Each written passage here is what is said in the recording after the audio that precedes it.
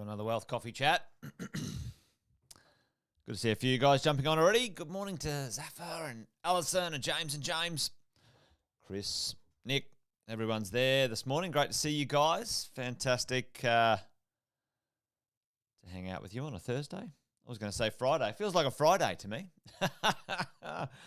Friday already. Not yet, Jace. Anyway, there you go. I hope you're all well wherever you are. Staying out of mischief. Good to see you, Bob and Luca and Rodney and Nadia. Thanks for jumping on. Quick intros while everything's warming up. Jason Witten's my name. If you're new to the mentoring or if you're new to the lives, give us a shout out in the chat. Say good day. Tell us where you're from.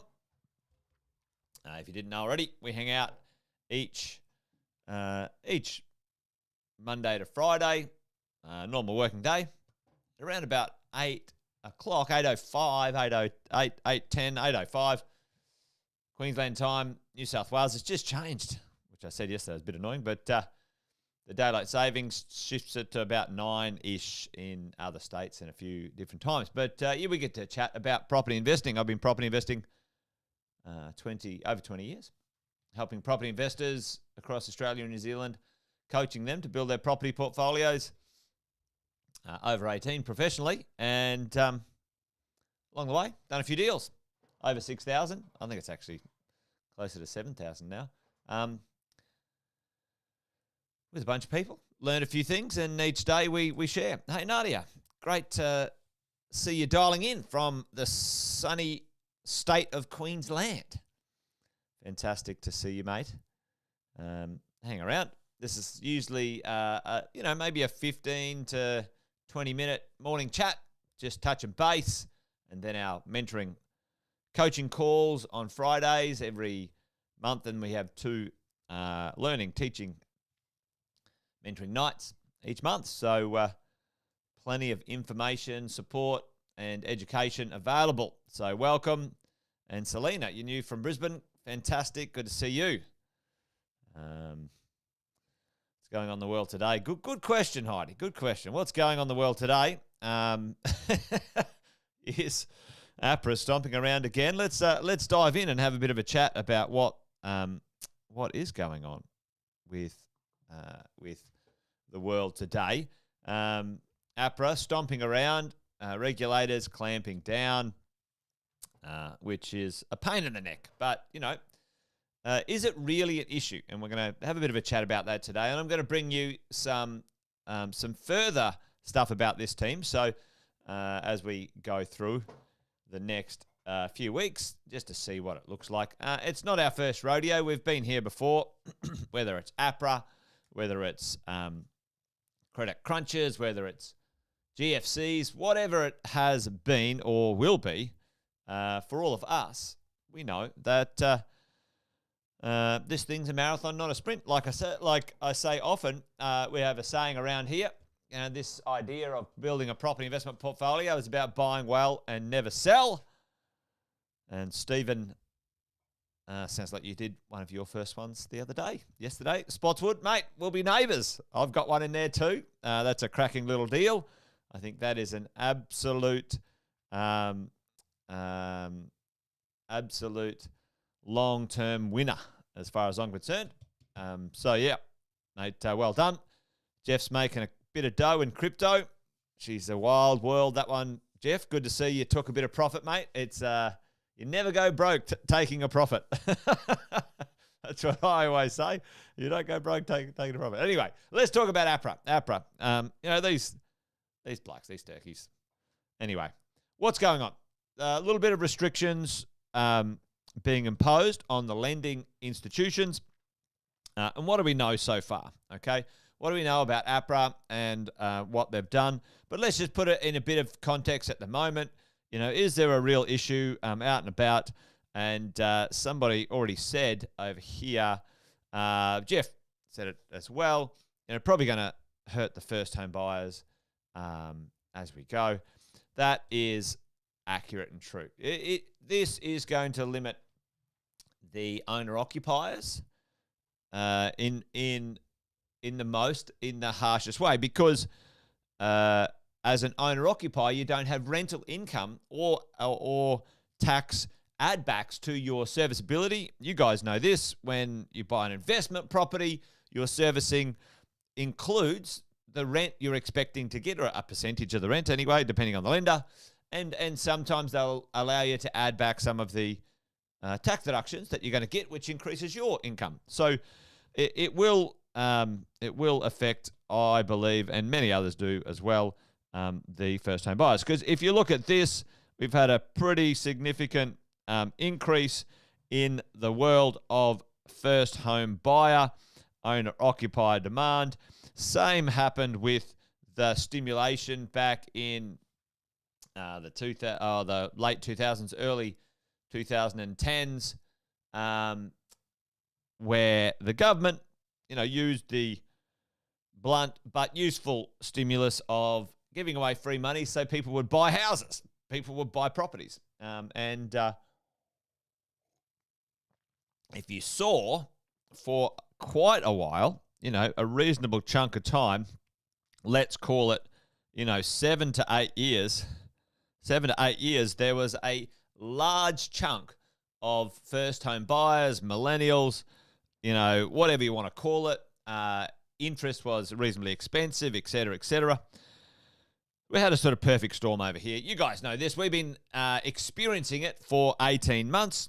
But, have a look at the investors. Investors aren't, by any stretch of the imagination, even back to where we had, lows after the GFC, ladies and gents. So, investors are not the prime target of the slowdown, this slowdown APRA conversation. Interest rates right now, if you have a look at this, since 2009, boom, it's down. And you guys have experienced this. If you've been in the mentoring program for a while, some of us have been together in the mentoring program since the early 2000s. We've seen some interesting things together, haven't we? So here's where we find ourselves. Low interest rates, and volumes of existing dwellings. Sales in Australia. Oh, again, I showed this the other day. I'll redraw in this kind of this chart. Volumes of existing sales. Make that a little bit easier to see if we can. Volumes of existing sales. The existing properties in Australia have done significantly well, and we're up record sales of existing properties because we've had a build up of buyers, low interest rates, etc. So we find ourselves here.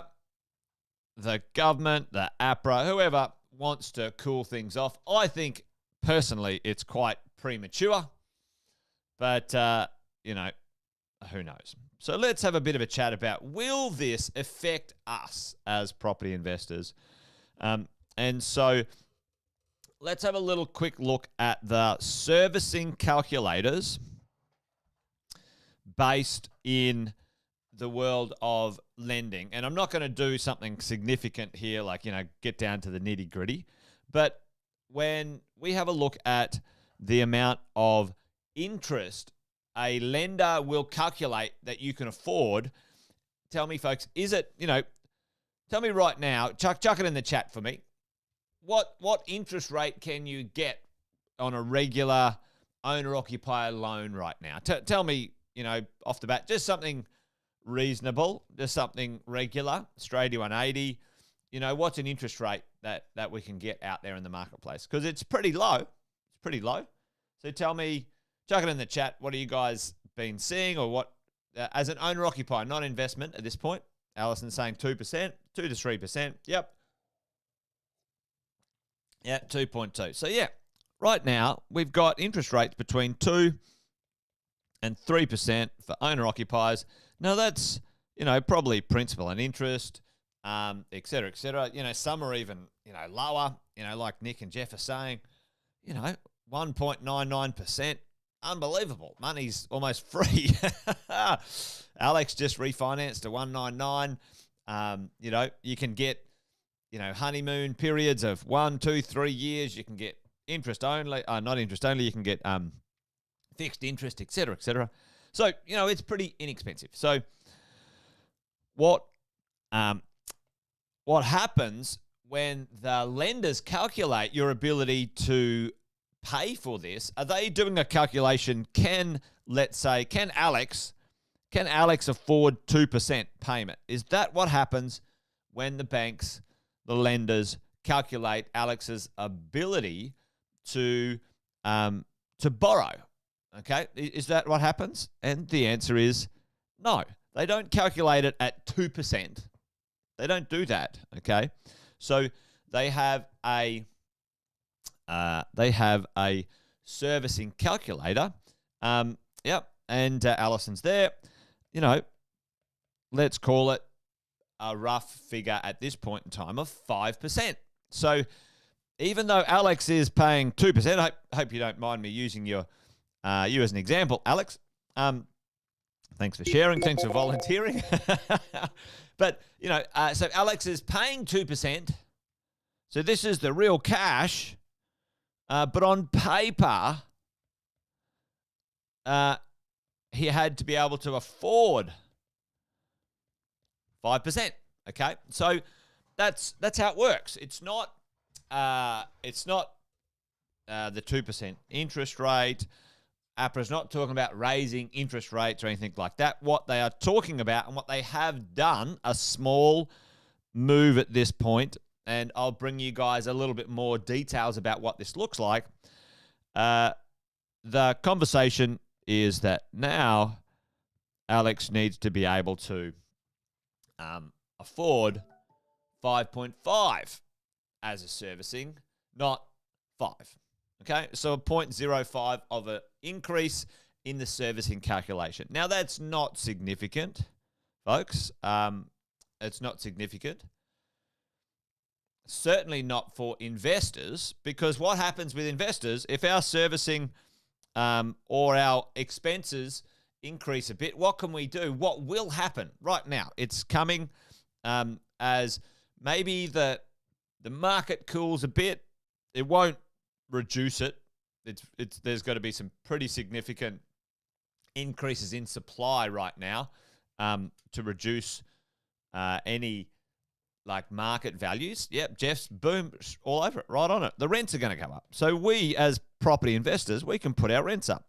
And the reason we'll be able to do that is because I've been talking about this for ages. We've got a significant, insane undersupply of construction of property on the whole. The existing property market has been absorbed by, lots of people coming into the market and so on. So it's quite interesting at the moment. So there's an opportunity for us to understand, will this affect us significantly as property investors? No, not much at all. Maybe our servicing might go from 600 to 550.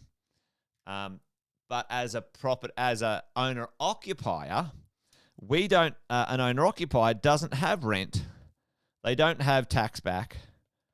Okay, and so even a small 0.05% increase will affect them a little bit more significantly. Okay, and then the idea that will cool maybe the existing property market purchasing, etc., will be perfectly fine.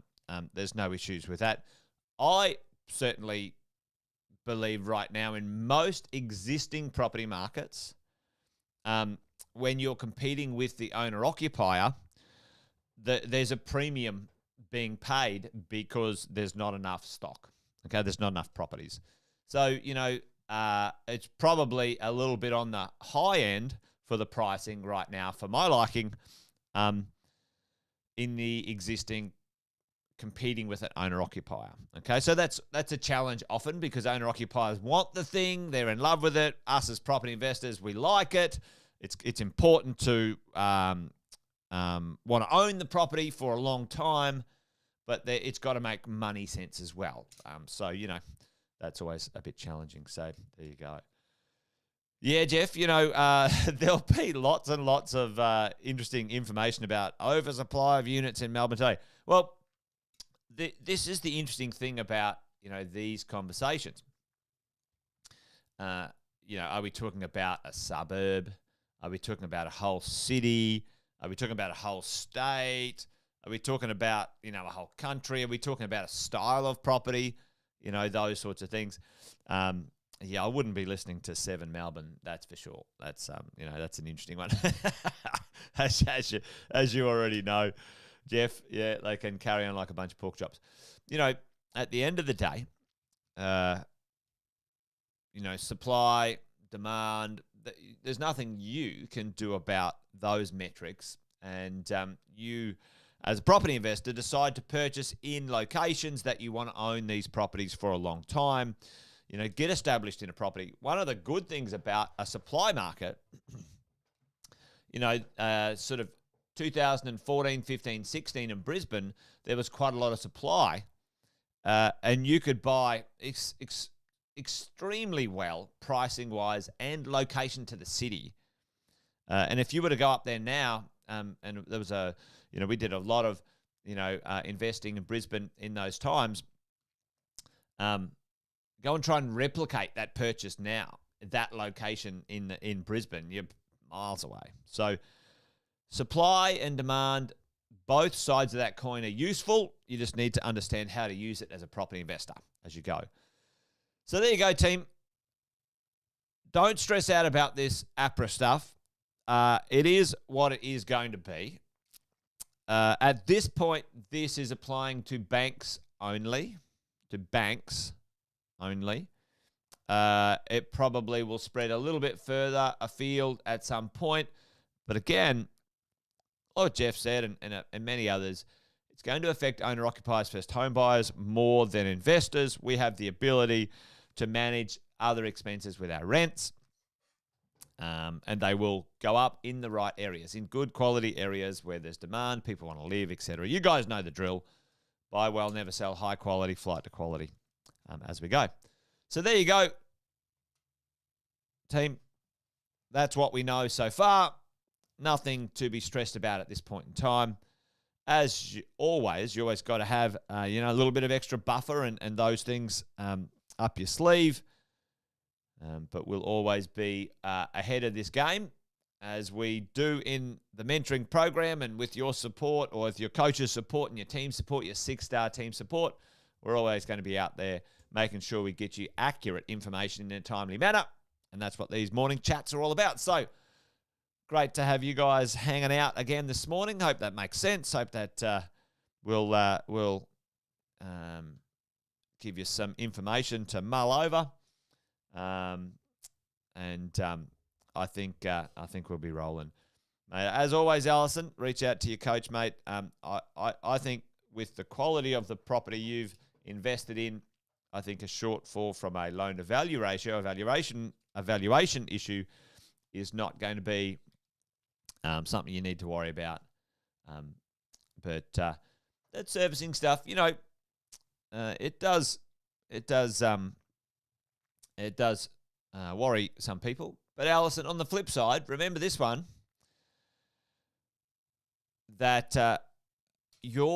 while you're owning this property now and it's being constructed, your rents are actually receiving increases. So maybe the rent that you got a quote on, maybe your rent will be better eventually as that market adjusts for supply and demand also. So there could be some upside there. But as always, that's what your team's all about. Lean on the team, get support, get strategies, get tactics, and you guys will, benefit from that long term. All right, gang, I'm just rabbiting on now. You guys stay well. Wealth Coffee Chat done. My daughter bought me this coffee cup, by the way. Nice to know she thinks highly of me. Yeah, that's it. Wealth Coffee Chat done. You guys stay out of trouble until we chat tomorrow, Friday. Take care.